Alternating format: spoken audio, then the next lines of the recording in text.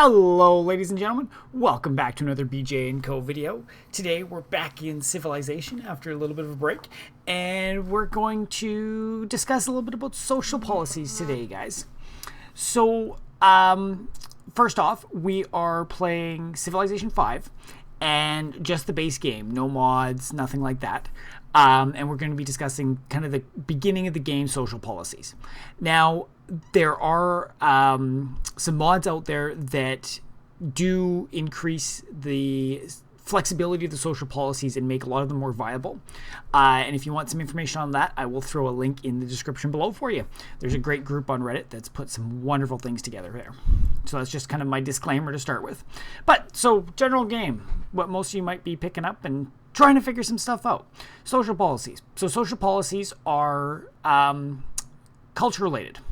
So you can see up here, I've got my culture, I'm making +1 per turn, and I will get my first social policy in 15 turns.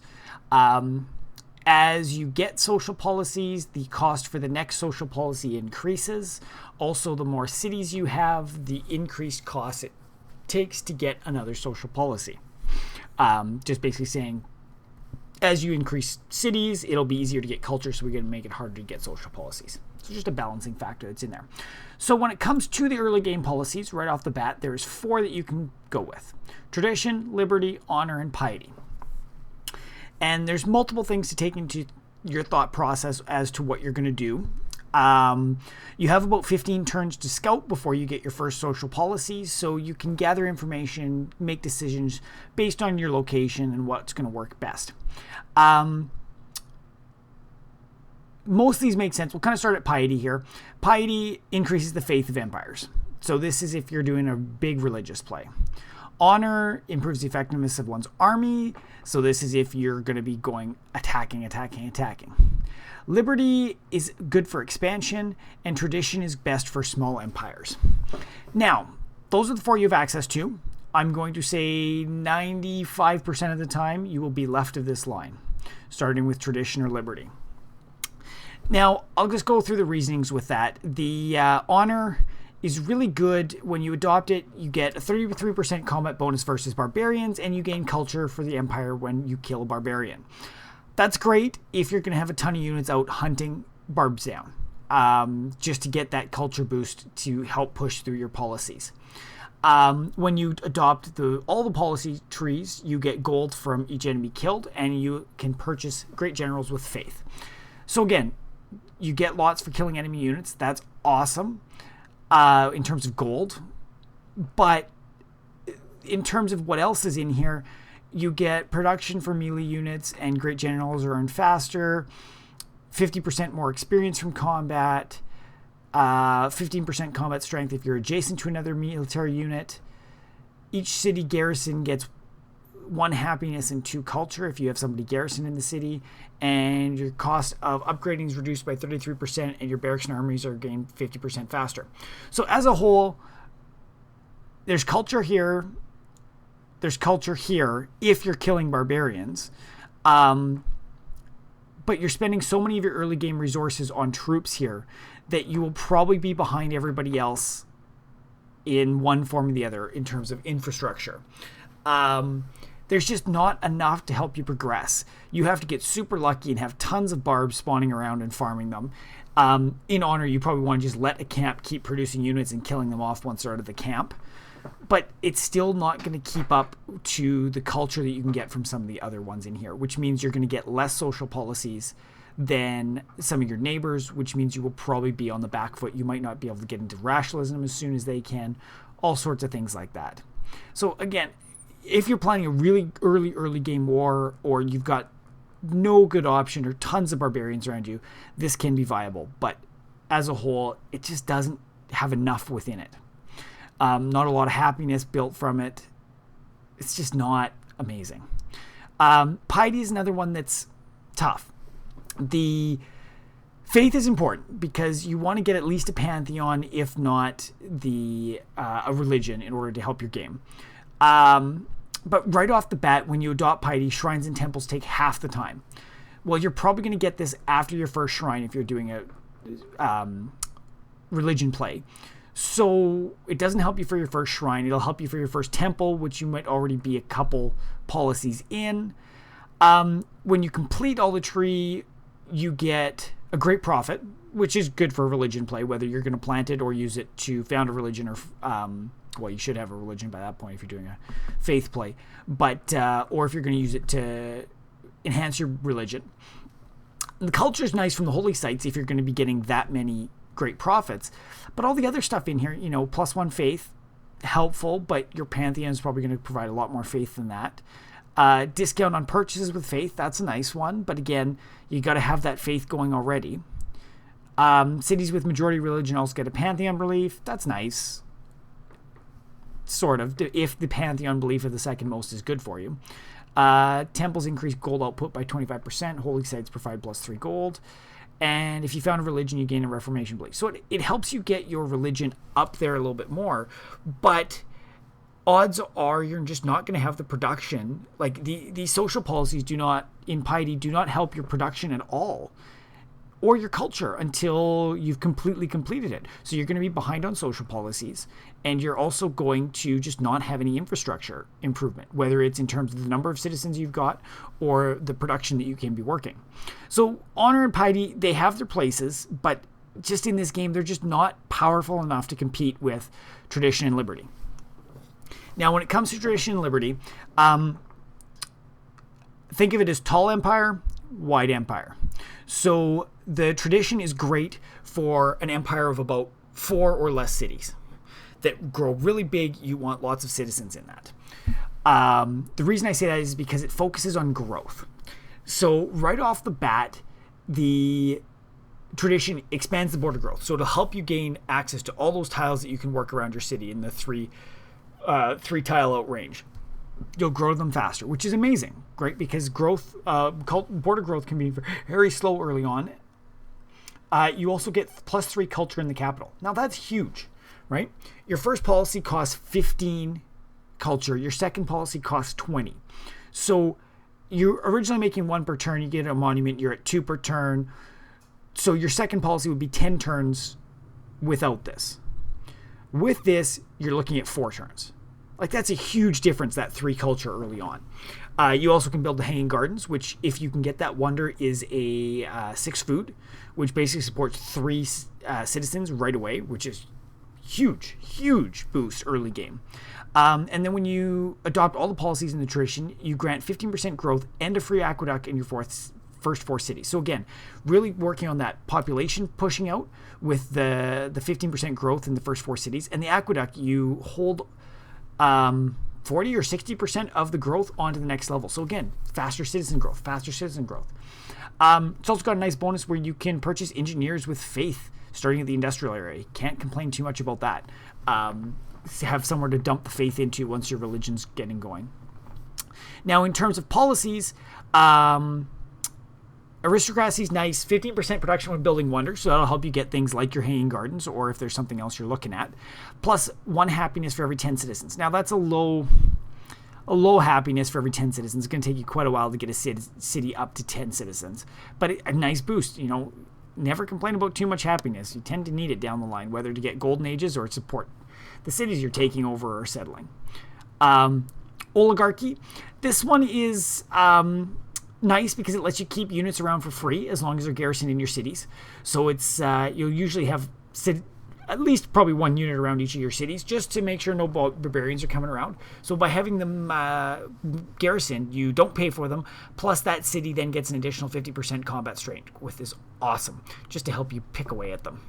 The next one up is legalism, which you get a free culture building in your first 4 cities.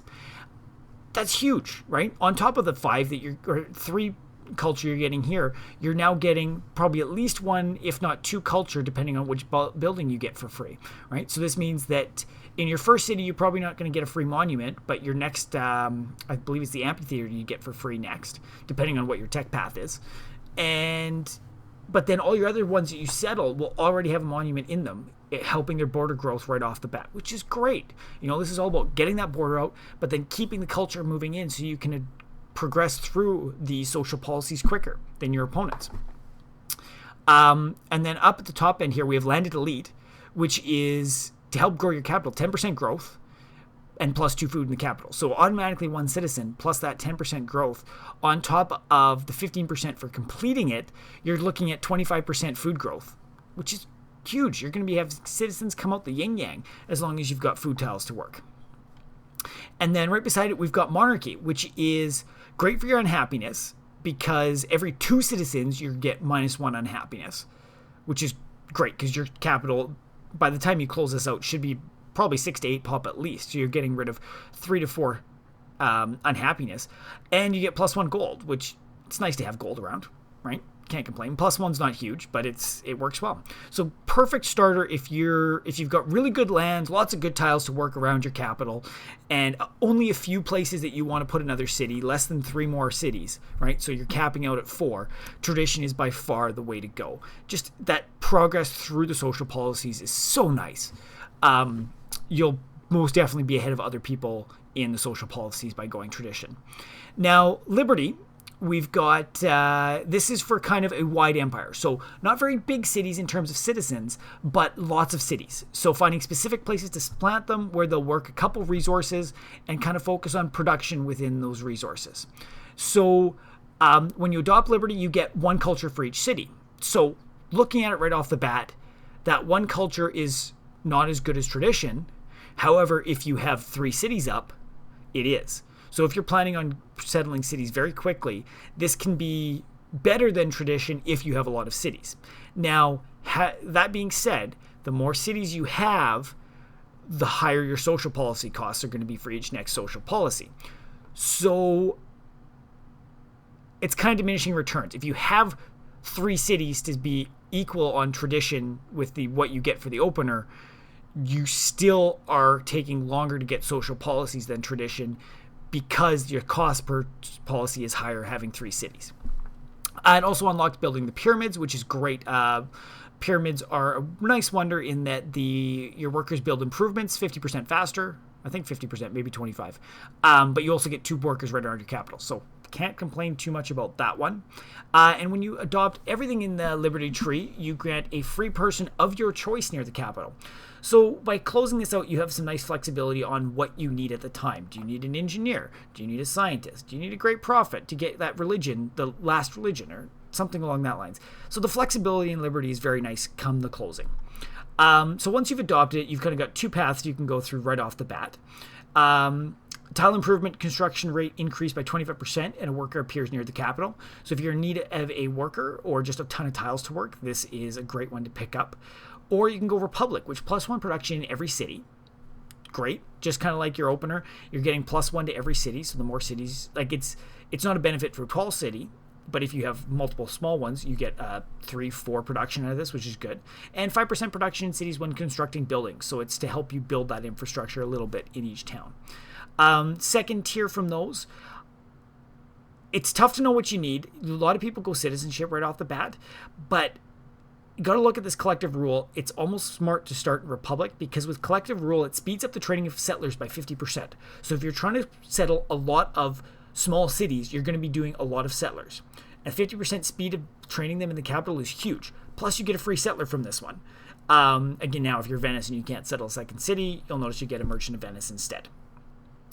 So it can be very beneficial to settle because, again, if you settle early, you get the benefit of more time to grow your towns, right? You don't want to be settling a city at turn 200. That's just stupid, right? It's all the cities that have been settled are so much further ahead of you by that point. So definitely a nice one to pick up there if you're building lots of cities. On this side, we've got representation, which each city you found will increase the culture cost of policies by 33% less than normal. Also starts a golden age. That's pretty powerful with the golden age.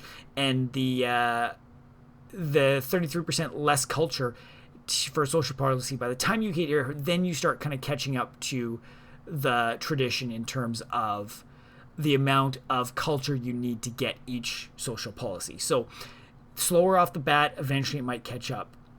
And then meritocracy, you get +1 happiness for each city you own connected to your capital. Great. The more cities you have, the more happiness you need. So that +1 happiness is awesome. And -5 unhappiness for citizens in non-occupied cities. So basically for every 20 citizens in your empire, you have -1 happiness. So that can, again, a good one to help you with your happiness issues, because bill spending, spreading around so much with like 5, 6, 7, 8 cities, depending on what you're looking at, you're going to run into happiness issues unless you can settle them in really, really nice spots. So good to help out there. And then, as we talked about, you get a free great person of your choice near the capital when you close it out. So as you can see, they're kind of, build tall, few really good cities growing really big, or lots of small cities spread out, focused on specific things in areas. These are the two to flop between. I usually say, if you don't have enough information, when in doubt, tradition's a good, safe starting point. I have a good friend of mine that his opener, he loves his pyramids. He just loves them. He's a wonder whore. He loves pyramids. So what he does is, in order to speed up his social policy gathering, is he will grab tradition first. That 3 culture per turn in the capital helps push him, and then he'll push through liberty. And just that 3 will just help him get through these policies quicker than it would be as liberty by itself. So a neat little tactic there. And within liberty itself, I've seen quite often the people do like a citizenship, republic, and then try to get, well, depending on how far away they want to settle, either collective rule and then representation before they plant their cities, or vice versa, representation and then settlers. But just so that they're starting to plant the cities after this, so that they're getting the social policies quicker than doing it the other way around, because this will kick into effect after the fact, and you'll have lost some turns for having those extra things up. But you need to do what works for you at the time. There's so many different situations that can happen within this game in general that you need to fit the situation that you have. So that's it, guys. That is the 4 openers that you can have in terms of social policies and my thoughts on them. Again, honor and piety, very situational and tend to not pop up well. Your high-level players will usually not be around here. And tradition and liberty tend to be the 2 choices. One if you're building tall, one if you're building wide. And when in doubt, I would stick with tradition. It's just a good, safe play across the board because it helps you grow the cities you have, plus the culture that you've got there. But yeah, so that's what I have to say about social policies in the early game. Again, of course, later on we can talk about all these fun ones that unlock as the eras go, the classical era, the medieval, and then the Renaissance, and what to choose when. But that's a whole nother discussion. I don't want to keep you all day. It's already been almost 20 minutes. So if you have any comments, I'd love to hear from you down below, guys. Is there a strategy you have? Do you jump around, do a tradition, then honor, then liberty build, or neat tricks that you find work really well for you? Or did I hit something on the head perfectly that you have noticed, or did I completely miss something? Or is piety the best social policy out there? Tell us down below in the comments. I'd love to hear what you guys have to say. As always, don't forget to smash that like button if you found this video useful. And if you want to see more videos like this, don't forget to subscribe to the channel. And if you don't spend all your time on YouTube, you want to hang out with us somewhere else, don't forget to check out all our social media platforms. We're on Facebook, Twitter, Twitch, Tumblr, all that fun jazz, and we hope to see you around sometime. So thanks again for watching, guys, and we'll see you all next time.